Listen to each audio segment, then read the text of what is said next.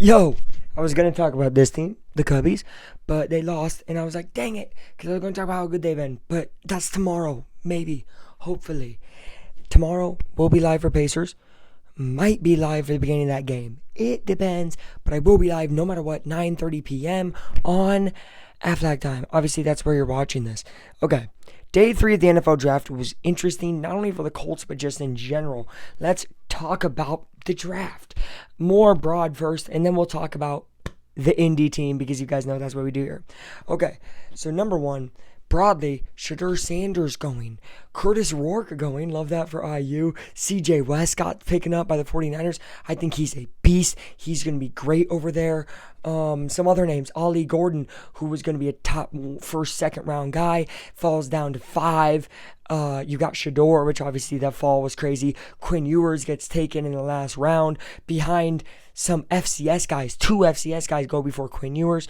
I don't think Ewers is that good, but I don't think he's bad enough to be behind some of these FCS guys. Maybe that's me being wild. I think a lot of slips, a lot of slides from guys. I personally, when I saw us get Riley Leonard, I really wouldn't have minded getting Shedeur Sanders. He's going to have the chip on his shoulder, but he's going to have drama. So we stayed away from that, and I appreciated that. A lot of guys the Colts got today and in the first 2 days of draft, dogs. They got guys that I think love football. This is going to be really, really big to me, right? Is usually they get guys who jump off the paper with their speed, athleticism, whatever. Justin Wally. I think his name's Justin. Could be messing up. Guys, it's late. I've been out all day. Anyway, Wally. I know his name's Wally, like Pixar. Cornerback from Minnesota. Not a height, weight, speed freak. He's not. He's really just a regular dude. So why do we pick him? Because he's versatile and he's gritty and he wants to play ball. That's what we need. I said in my video, I've said it 2 times already now on the channel, maybe 3. We need guys that aren't just good in the field. We need them in the locker room. Because I told you guys last year, our biggest problem was not on the field. It was in the locker room. It was stuff before the field. It was stuff after the field. It was whatever was going on in that locker room, there was issues.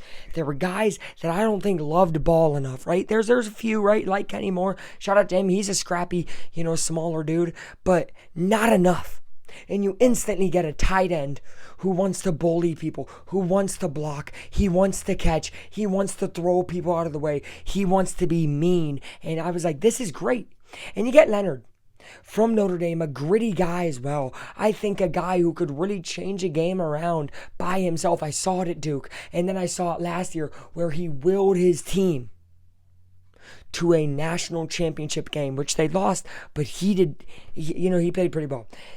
I'm not even talking about, okay, because let's be real, day 3, some of these guys aren't even going to get started, but these are guys that are going to change the culture of the Colts. It's not going to be right away, but if we start getting guys like this in the locker room, you're going to see changes, because again, the organization, the players, I think are all very talented on the Colts, but they're talented everywhere. What separates one team from another? I always talk about the Pacers because it's the biggest example to me of a team of guys who maybe aren't all the most talented, but they all believe in each other, they all love each other, and they all know what needs to be done outside of the game to win inside the game.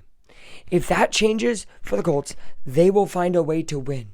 So this day 3 showed me the Colts want a different way, their culture. They went a different way with the culture. And I think a lot of places did, right? Interesting to see the 49ers just go D-line for like basically the whole draft and then pick up Curtis Rourke. Interesting. They tried to get another round 7 draft steal. Might work. I like Rourke a lot. And I think obviously there's weapons over there. Ty Felton to the Minnesota Vikings. Wild. He's going to be the best wide receiver 3 in football right away. That's going to be a crazy thing. He's a guy who he was already having to do a lot at Maryland, trying to do a lot. Now he gets to kind of chill, be on cornerback 3 in Minnesota. Dude, Ty Felton, dog. It's going to be really interesting to see. I think this class is going to be highly slept on. It's going to be exciting to see what they do. I'm super excited to see what the Colts do, even though I'm not holding out and confident that they'll make the playoffs. Just want to say that right away. I know it's way early, but what are we doing? No signal, I guess is what we're doing.